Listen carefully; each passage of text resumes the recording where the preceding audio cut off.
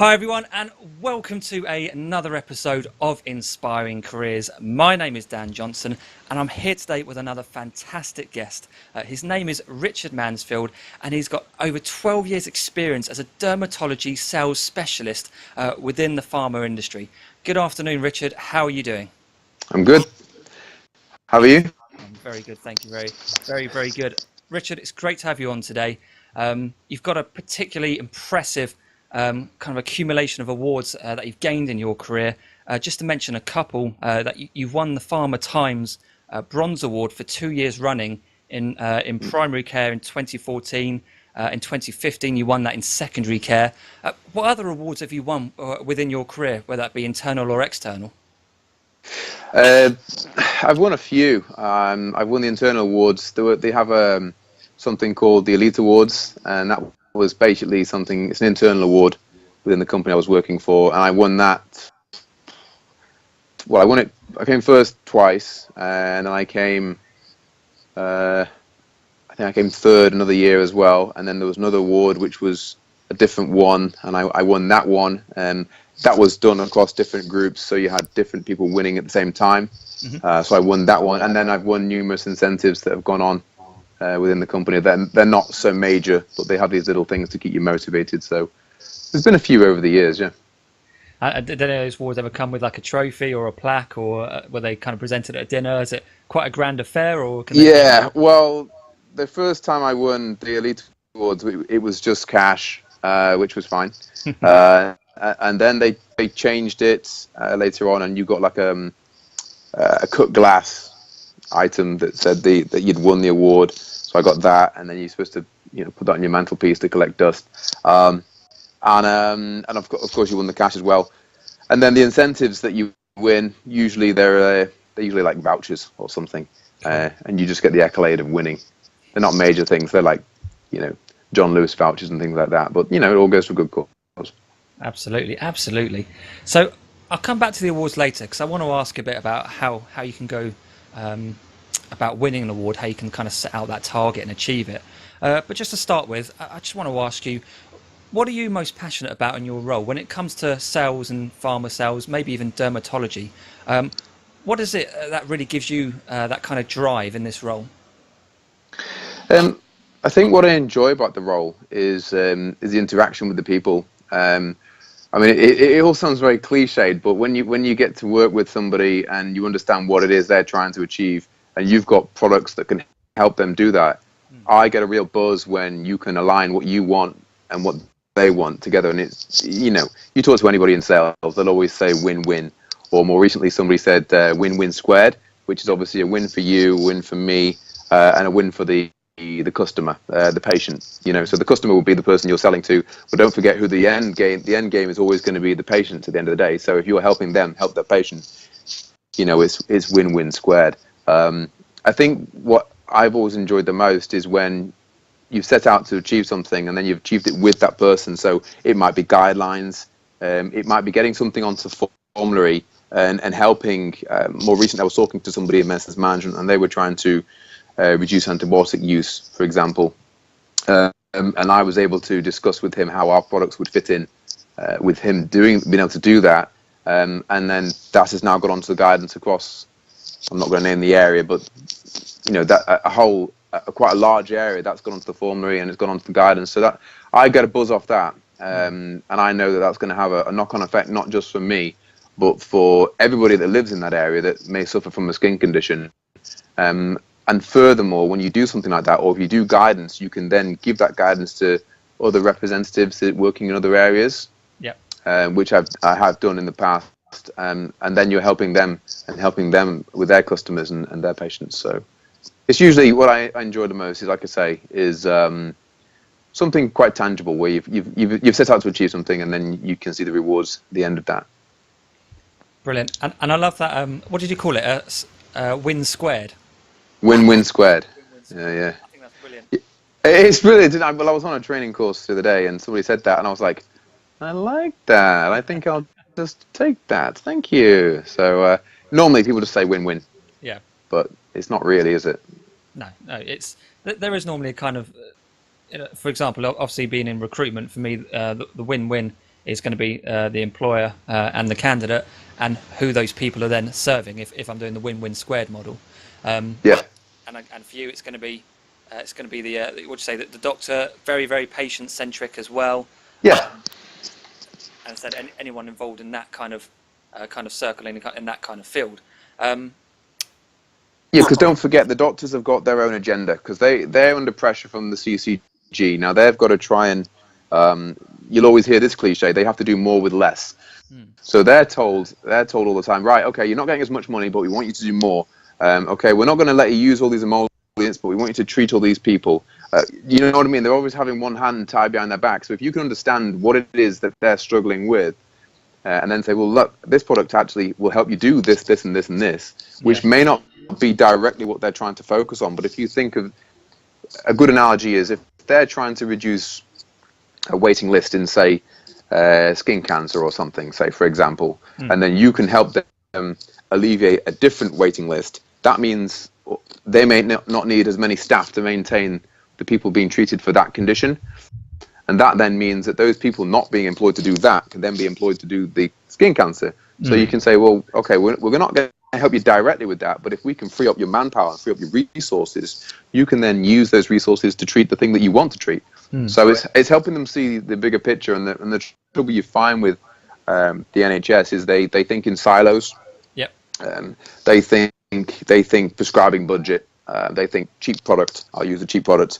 So if you can talk to them about the big picture, the health economics of the situation, then not always, but sometimes you can get them to see the light, and then that's when you can start to get things moving. Brilliant. So as a sales professional then, with many years experience, what would you say have been or that you believe are your top 3 success secrets when it comes to being successful in this particular field, in this position? I think you have to have tenacity. People always talk about tenacity, and you have to have the motivation to keep yourself going. Otherwise, you're just going to lose faith and then just stop doing what you need to do. And of course, you need to work smart. Yep. So obviously, when people talk to you from management, they'll say, "Okay, you need to do this. You need to do this."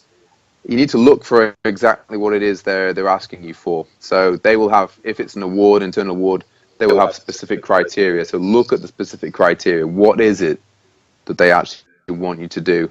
Okay, because there's no use flogging yourself to death doing this, what you think is really important. And it may well be important, but if that's not what the company is asking you for, you're not going to get the points for that. So you have to look, where are the points attributed? And the other thing that I think is really important is, yes, you need to go where the business is. Yes, you need to focus and drive and see the key stakeholders and drive from the top down where you can.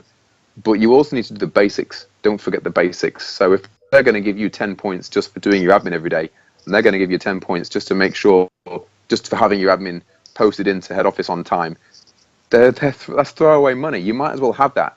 You know, don't be so focused on doing the big things that you forget the little things. So it's about getting your ducks in the row. Okay. Yep. And then you need to fall back on, as I said before, your motivation. Keep going. You know, I mean, early on with the awards that I won near the start of my career, I think they were more about tenacity than probably much else, to be honest, because I just kept going around speaking to farmers. And even when I was thinking, right, I've done enough now, I'll just see one more person, I'll just see another person in that area, you know, before leaving that area. I'd just go and see another pharmacist, have one more conversation. And it was always that mentality of just one more, because I always used to think, well, what else would other reps be doing? You know, I'm sure they'll be doing the same as me. I'll just do one more, even though I'm tired, because maybe that person down south or wherever, they'll go, I'm tired, I'm going to go home. So I always used to try and play mind games with myself. So in my earlier career, we didn't have a lot of the data that I had later on. So it wasn't quite as focused, but I knew generally where the business was. So I would just go around all the big surgeries, I would speak to all the pharmacies, and I was able to drive the business through doing that. And I think it was having that tenacity and just making myself, pushing myself to keep going, along with everything else that really helped me win the awards to start with. And then later on, I think it changed because I had more data and I was able to specifically identify where the business was, so I could be much more targeted. I think I went off on tangent then. That's fine. That's great. I think we kind of covered a bit about when you know you're going for an award, stick to kind of what the company's after. That was what you was kind of going through a little bit there, wasn't you? Yeah. And that's absolutely fine, not a problem. We were just talking about the sort of top three success secrets that you've gained over your career. So if you were going to share top three of the most valuable insights that you gained, either give us a summary or we can go through a few more of those.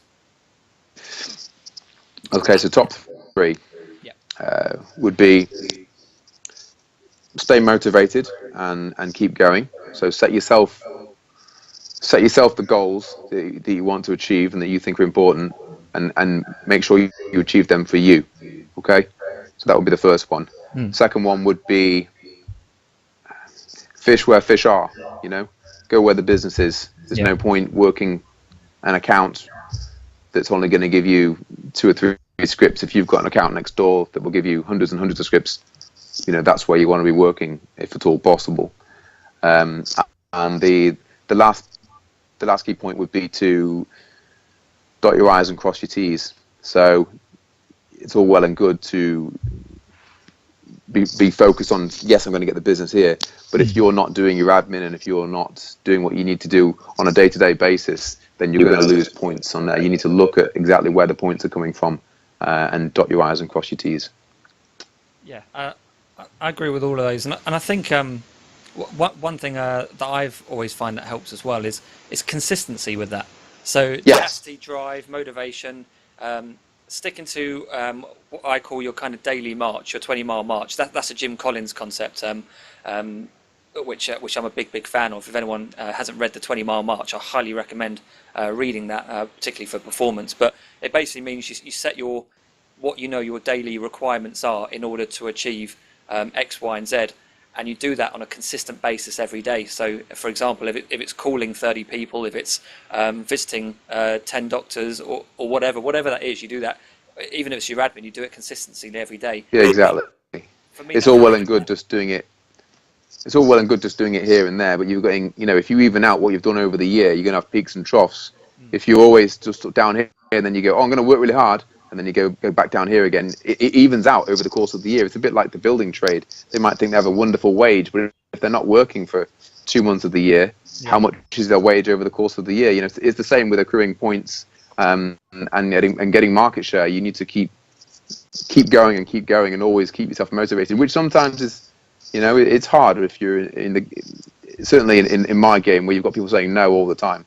No, I don't want to see you. No, it's difficult to keep yourself positive and motivated, but that is basically how you do it. And what was your kind of response to when people said no, to the rejection? How would you keep yourself going? How would you respond to that? It's a bit like, the analogy where people talk about an onion and different layers of the onion is that they're saying no to a rep who's come to see them.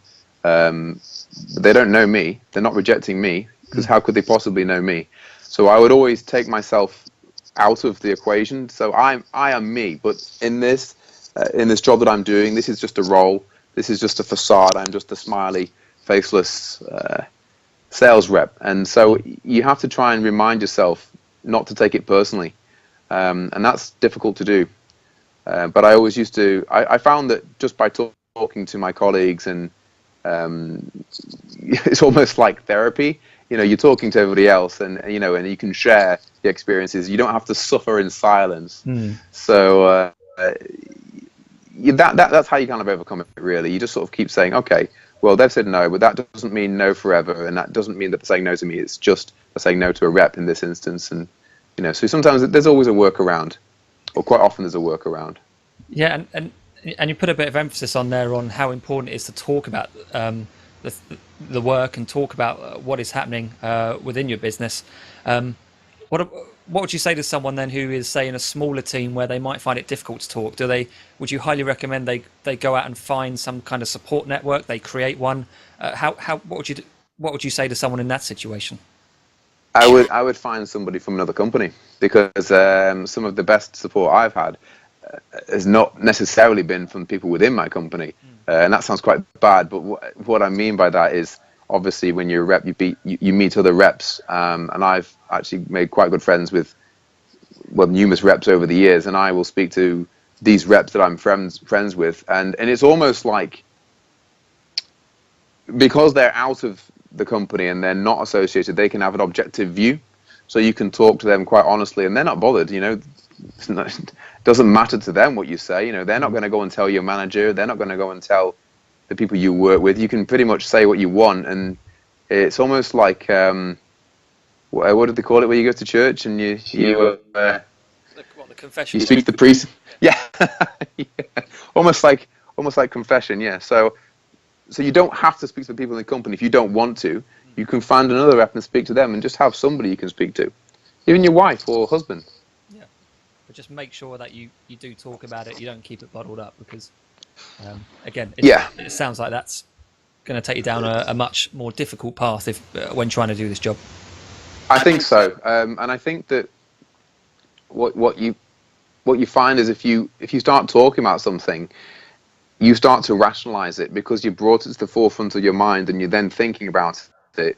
When you talk about things, sometimes you think, well, actually, it's not really that bad because of this, and you start to think, well, what would I say if somebody said that to me? Whereas when it's in the back of your mind, it just sort of goes round and round, and it becomes almost like just a nagging worry, really. It's always good to talk about it. And again, it does sound like a bit of a cliche, but I do feel that it's always good to have a vent. Definitely, especially when you're doing a lot of commuting as well. When you're alone in the car or alone on public transport, when you're kind of with your mind with yourself, you've got to have somewhere to kind of put that. You can't just kind of let that brew, can you? No. Cool. That's really good advice. Thank you so much for that, Richard. So, next question: what have you felt was kind of your eureka moment in your career? When did things start to really click and say the awards came through, or kind of your most successful sales were starting to occur? What would you say has been your eureka moment? I think it was early on in my career, actually, when I'd only been working maybe about 2 or 3 years, and there was an article came out from the Drugs and Therapeutic Bulletin, which sounds a bit technical, but it wasn't really, because what I realized is when you get something through that's from a powerful body like the Drugs and Therapeutic Bulletin, and it's something that's respected by peers, and then you talk to people about that, it puts real weight behind your argument, whatever your argument may be. So for me, it was a real eureka moment to realize that if you can get something like that behind you when you're going in to see people, and you can speak to pharmacists about that, then the pharmacists will go away and fight your corner for you. And I think that the reason I won the awards I did initially was obviously doing what I said before, but it was having key pieces of information and data and from a respected source that you could utilize and that they could take away, because quite often they'd say, "Oh, can I have a look at that?" And then if you've got a copy to give them a copy. Great.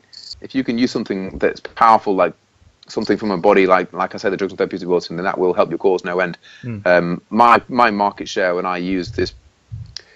To tell you the story, I got this document from the Drugs and Therapeutic Bulletin, and I went around talking to pretty much anybody who would listen about this, because it was saying everything that we were saying. It was saying, don't use this drug because it's really bad. Use this drug, it's okay. And it named our drug at the time, which was okay, but it was basically saying, don't use this other drug, which was our main competitor. So it was doing my job for me. So I was going around with this document and saying, hey, have you seen this? And as well as me talking about my arguments with my product, people were going, "Oh, right, okay, this is really serious stuff." And then my sales just went through the roof. And I had about 5 products at the time, but the one main product went through the roof, and that I won the Elite Awards about 2 years running, probably on the back of that alone, to be honest. Brilliant. No, that sounds brilliant. It sounds like you really went that kind of extra mile to find. Well, actually, I think you said the information came to you, didn't you? So you probably would have set things up so you could kind of pick these things up, I'm guessing. Yeah, I mean, what it was we have meetings with the company, and I think one of the internal marketeers had noted, or it might have been passed around internally, because what would happen is people would notice these things and they would share them within the company. The reps would oh, have you seen this article? Have you seen that article? So it was just another article that somebody had mentioned, and I got this article, and I was like, wow, this is amazing. This is like doing my job for me. So I just got this article and laminated it, and I just marched around with this article and spoke to everybody about this article, and I thought it was great. Maybe other people were using the article, but maybe they weren't really that wasn't their main thing that they were doing. Whereas for me, it was really, at that time, that was a really important thing that I did, I think. Yeah. Brilliant. So basically back up what you're saying with good hard facts from great sources that I'm guessing kind of when the doctors read it, they respected the people that have probably written the article as well. Yes. That's probably what helped a lot as well, I imagine. Brilliant. Yeah, exactly. Yeah. Because it's a peer review, isn't it? So you've got doctors and consultants that write these things, and pharmacists, and then they're talking to doctors and consultants and pharmacists. So yeah, that's right. Brilliant. So what's been the toughest problem that you've ever faced in your career, and how did you overcome that? The toughest problem.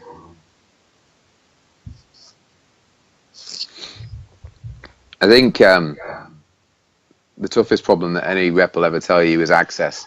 And that is the bane of any rep's life.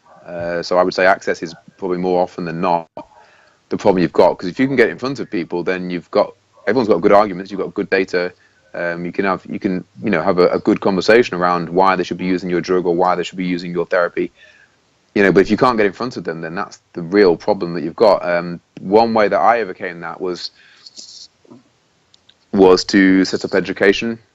Right. And so I used to run a lot of education, both internally in terms of surgeries or hospitals, but also I would set up education, like an educational platform that would run maybe in a hotel, but hotels tend to be expensive. I would try to get the NHS to allow me to use their facilities, and then once you're using their facilities, it doesn't cost you the money that it would cost you if you're going hiring a room. So, and I would work collaboratively with other reps. So you would share budget. So you would share budget, and with different companies, you would use an NHS facility. So you're not paying for that, and then the only cost you've got is your speaker. And you might have, our company, we had nurses that worked for the company, so we could use them. So that was a great way of accessing people. It was a great way of using peer-to-peer endorsement to get the doctors to buy in. And you want the doctors to go into like a learning frame of mind. Once you get them to switch into that learning frame of mind, then they absorb the information. If you're just talking to them saying, you need to do this, you need to do this, they're just like you or me, if somebody's trying to sell you something, your defenses go up, you switch off. But if it's somebody saying, oh, and I do this, and in my practice, and if it's somebody they respect, they go, oh, right, okay. And all of a sudden, the defenses come down, they absorb the information. And if you're there providing, okay, you might be talking about your products in a separate room, but they've gone there in a learning frame of mind. And because you're providing that service to them, I think they're much more open to conversations with the industry. Plus, there's usually food there, so they're in a good mood. And of course. So those kind of educational platforms, I think, really worked, and I would stand by that, definitely. Yeah, I think events are a great way to engage with people. It's one of the reasons I enjoy doing YouTube. I see it as a kind of event, if you like, because I can do interviews like this and reach out to people. But webinars these days, they're very popular, and I'm guessing that was kind of the equivalent to what you was doing, those kind of webinar YouTube, but live events, live lectures, people sharing their experiences, their research, and once you get people in the room with sort of a nice, easy, relaxed environment with food and all the rest of it, that's when you can probably have the best conversations, I can imagine, when that's during that time. Yeah, I mean, obviously I've worked dermatology, so the people are coming to learn about dermatology. And quite often when you run these events, they're not massive events. You might be talking 10 people, you might be talking 15.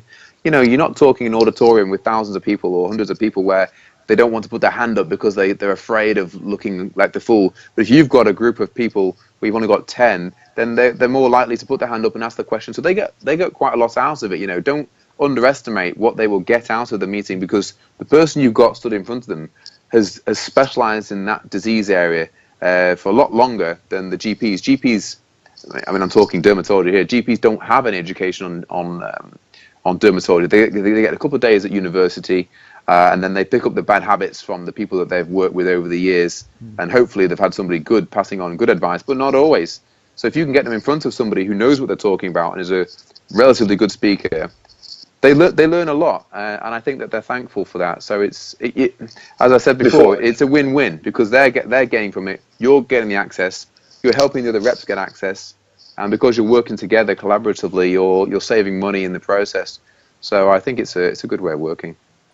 Brilliant. So you would definitely say to any other people in sales that are watching this that if they're considering doing events, or if they're thinking things like, oh, you know, I would do an event, but who's really going to turn up, or who's really going to be interested in that? Would you tell them to go for it, or is there kind of a specific bit of advice you'd have for that? I think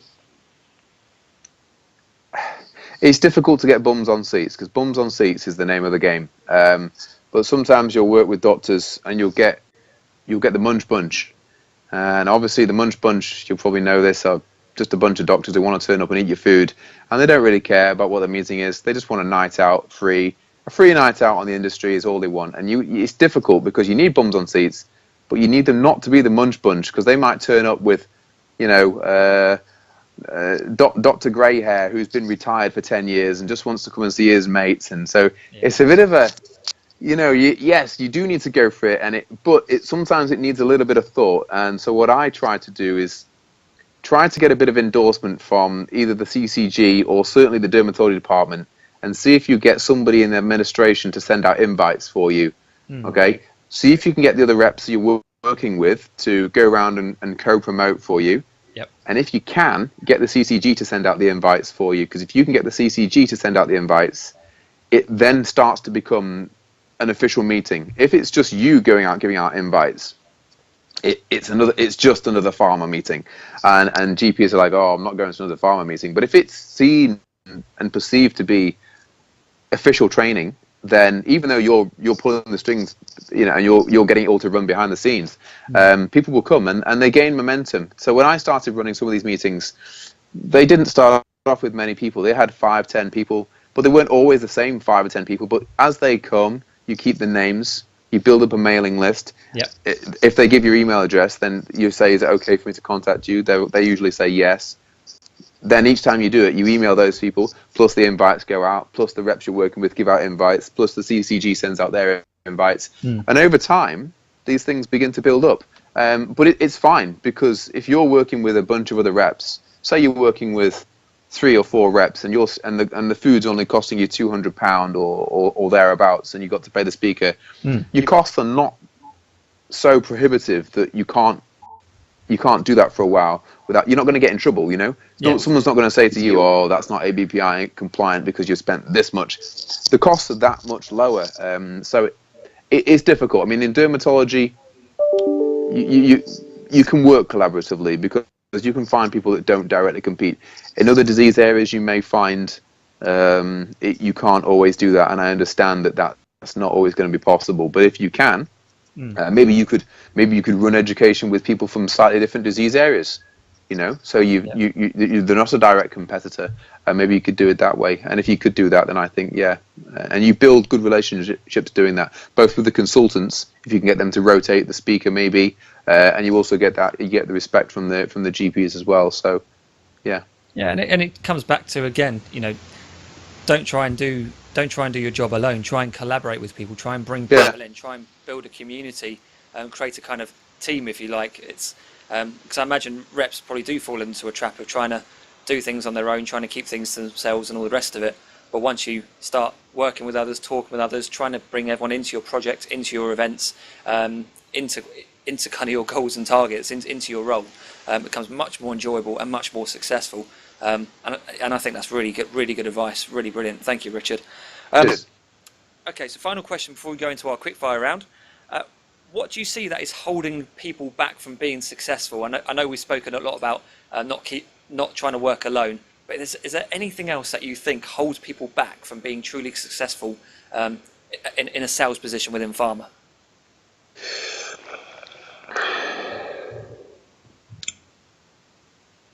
I think that sometimes what holds people back is they're too keen to blind people with science, and I think they want to talk about anything and everything. And I think that when you do that, people switch off. So I think it's key. I mean, this is going back to your classic sales training, really. But I think that find the need behind the need. So speak to the doctor you're speaking to. And they say, it's too expensive. Oh, well, why is it too expensive? Oh, well, because I'm trying to save money here. And why are you trying to save money? Oh, well, because actually we've been penalised by the CCG because we're spending too much. If you could understand them more, and then you can say, right, okay, well, actually, then it might be relevant to the data you've got. Tailor it. And I think that the trouble that some reps have is they go in and they're told to go through every page of the detail aid or every slide on the iPad of the detail aid. And I think that it's a trap that you shouldn't fall into. If you're out with your manager, they're probably going to expect you to do that. But if you're not out with your manager, don't do it. Find what it is that really that person is looking for. What is it they're trying to achieve? What is their problem? Okay, have that conversation. Don't just launch into them and say, right, I'm here to talk to you about X, Y, Z, and they're like, oh God, and they're thinking about something over there, and you're going blah blah blah down, and and they're just going to switch off. Yeah, of course. They're people too. You need to understand. I mean, this is all basic stuff to somebody who works in sales, but I would say you need to have that conversation, build that relationship, because first and foremost, they're going to buy from you. A person buys from a person. If you just go in and just launch at them, they're not going to listen to what you're saying. You need to be a bit more tailored in what you're talking to them about. Use the appropriate information, and then maybe give them something that they could, leave it with them, and they can have a look at it over time. And then thank you for your time, doctor. I hope that's useful. Set the agenda. We're going to hopefully talk to you about this and this. If that's okay, yes, that's okay. And then talk to them. Find out what they want. Then bring in the iPad or the detail aid or whatever it might be, and don't hit them on the head with it. Just use the relevant page. And I think that's something that would be very valuable for me if I was starting in the industry and somebody had told me that from the start. Then I think that would have been very useful for me over the years. Certainly. I think that sort of thing does take a good bit of confidence as well. So once you build up your confidence, it's very easy when you start to just think, okay, what do I do? I've got the facts. The facts sell, and it's very easy to kind of think, yep, this is the argument. Let's start with that and go with there. But what you said there was very much talking about making it about them straight away, asking them what their needs are, what their problems are, and trying to get a discussion going about what they need, what they want, rather than you going, well, here's my fantastic product, here's everything that's great about it, what do you think? So exactly, there has to be a dialogue, and it has to be a narrative, and it has to be a two-way street. I mean, what your agenda and the company's agenda are not the GP's agenda. I mean, we all wish that they were, and it would be great if they were, but they're not. Their agenda is reducing waiting lists. It's COPD. It's the stuff they've got to get signed off for the CCG. It's all the studies that are going on. It's the cost saving. It's it's Dr. Such and Such who's been off sick for 2 weeks, and you're seeing all his patients. Do you know what I mean? You got to have that conversation, and I think if you can have that,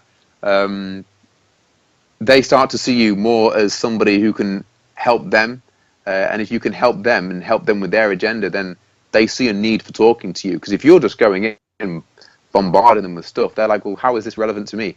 Why do I care about how good product X is? Surely it's the same as product Y and product Z, and another rep's going to be in tomorrow, and they're going to say the exact same thing. So by talking to them, you differentiate yourself, and you are just as much of the product as the products you're selling. Yeah. Because they're going to buy you before they buy product X. So I think it's worthwhile taking that little bit of time. Brilliant. Great advice. Thank you again. Okay, Richard, it's come to that time where we're going to go into our quick fire round. Basically, what I'm going to do is I'm going to ask you some quick questions, a bit like the game that Phoebe played in Friends, where we just talk about things like favourite holiday and all the rest of it. So, Richard, are you ready for our quick fire round? I'm ready. Let's go. Cool. Let's get into it. Off we go.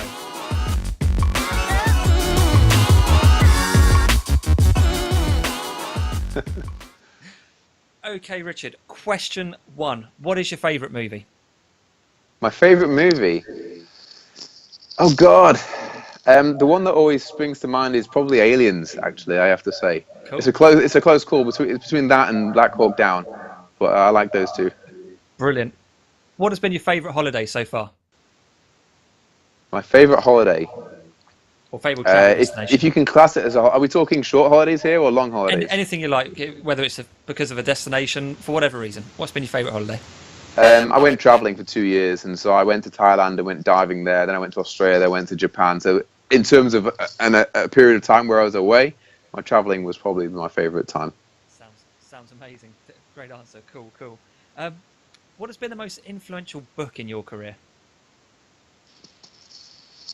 Most influential book in my career. What could be influential? Anything, video, anything you've watched, anything you've seen, anything you've read.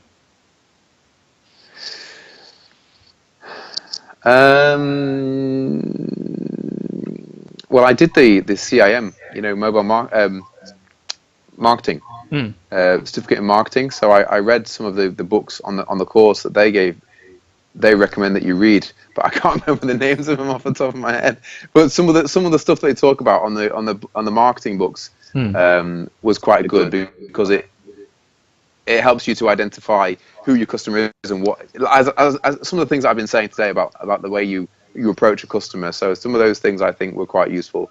So I would say probably the books that are recommended on the CIM course probably. Cool, brilliant. What's your favourite song? My favourite Song. Yep. I quite like "Sitting, Waiting, Wishing" by Jack Jones. Oh, I've been a big fan of. Is it Jack Johnson? Do you mean? Yeah. Oh, sorry, Jack Johnson. Jack Yeah, Johnson, sorry. yeah. No, big fan as well. Hence why I knew exactly what he was talking about. Yeah. Your most favourite thing to do outside of work? I actually quite like doing. Well, if it's not DIY around the house, there's always an endless amount of that. I do gymnastics, so I quite enjoy doing that. So, yeah, trampolining and things on there, it's good. It keeps you trim and it's yeah, I bet. Good exercise. Yeah. Cool. We haven't had a gymnast on Inspiring Careers yet, so. Well, I wouldn't say I was a gymnast, I have to say, but you go along and they let you use the equipment, and how good I actually am, I don't know, but it's good fun. So. Can you do backflips? I can do a backflip on the trampoline, yeah, and I can do a front flip on the trampoline. I can't do backflip on the floor, although I can do a front somersault on the floor, yeah. Or what about on things like the springboards and things like that? Springboard, I can do front somersault, and I can do a side like twist somersault, but I've not tried doing the back one because it just scares me to death. But I can do it on the trampoline, cool. Which is weird. So you would have thought it would be just the same, but yeah, I don't know. Maybe because I'm higher up in the air on a trampoline, it just seems less scary. I don't know. Well, it's far more than what I can do, and I've been on a professional trampoline once, and and I couldn't believe how high you actually go on some of those things. So yes, well, it definitely sounds very impressive to me. Absolutely brilliant fun. Cool.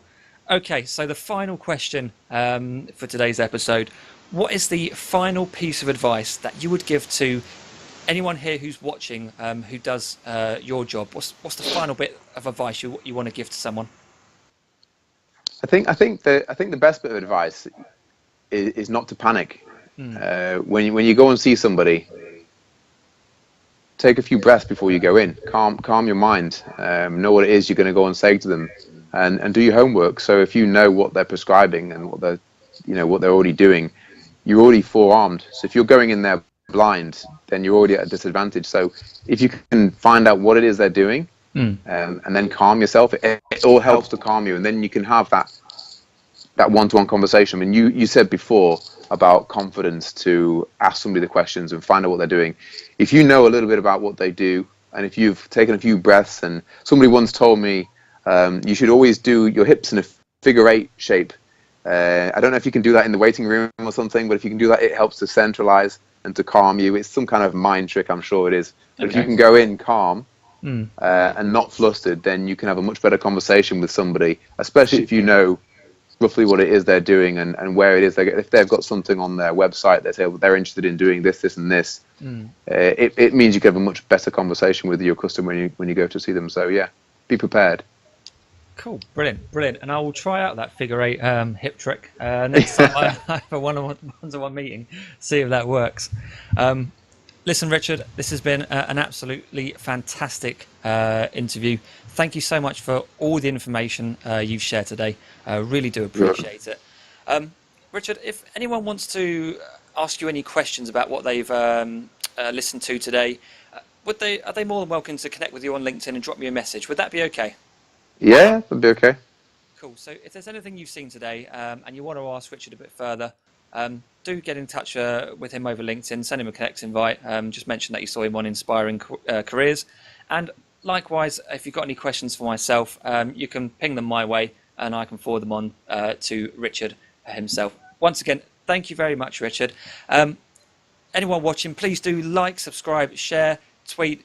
Please do feel free to share this video out there, and I look forward to seeing everyone again on the next episode of Inspiring Careers. Talk soon.